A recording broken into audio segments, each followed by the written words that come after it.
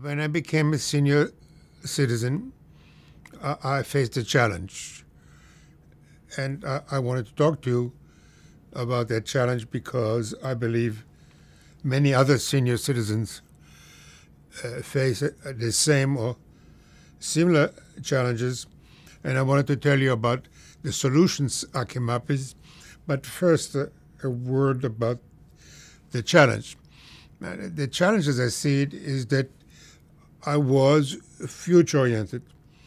Like most people I know, when I was young, I was studying in order to acquire a skill which will allow me to make a living after I graduate. Then I start saving up for a car, and then for a day I'll be able to buy a car, and then for a house. And then I had children, and I invested a lot of time and love and energy and money into the children to see them go. So I think we all lead this kind of linear life where we do things now which are going to pay off in the future, not necessarily to us, maybe to other people, maybe to society, but they assume a future. And as I became a senior citizen and older, I realized increasingly I can't assume anymore that there continues to be somewhere a future for which I should do things now because they're later are going to pay off.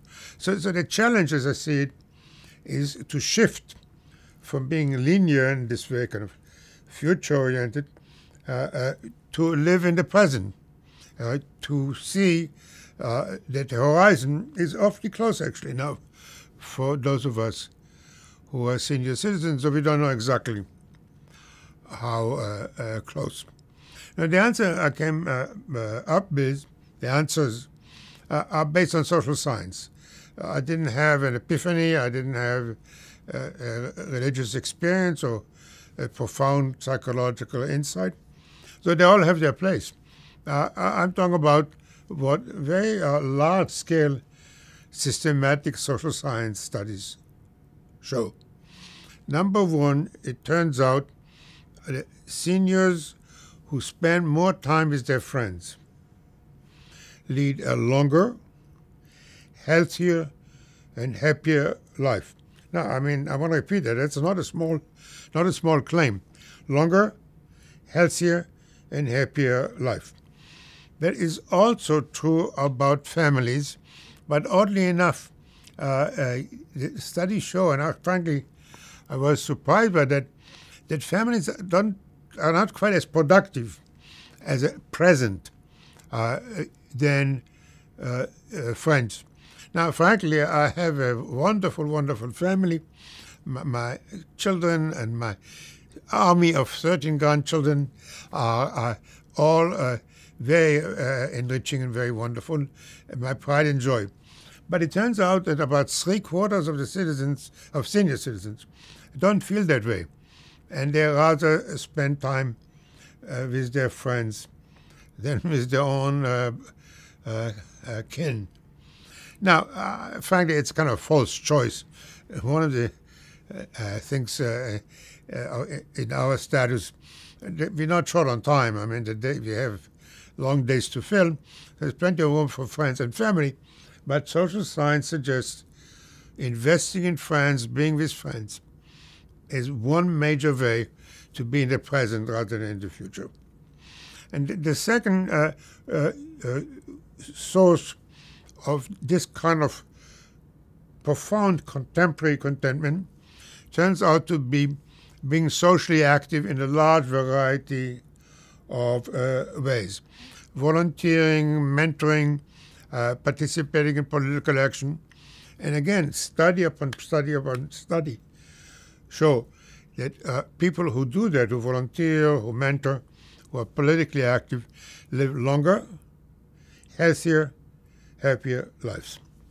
And finally, the third solution, the first way to live in the present rather than the future, is being engaged in spiritual activities. And again, it's a whole range.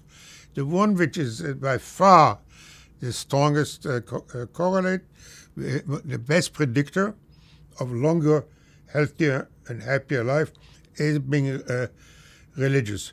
People who pray more, people who go to church or synagogue or mosque, whatever, more often,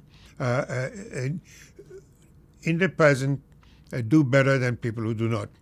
But the same holds for other spiritual activities, intellectual activities, as long as they are not future-oriented.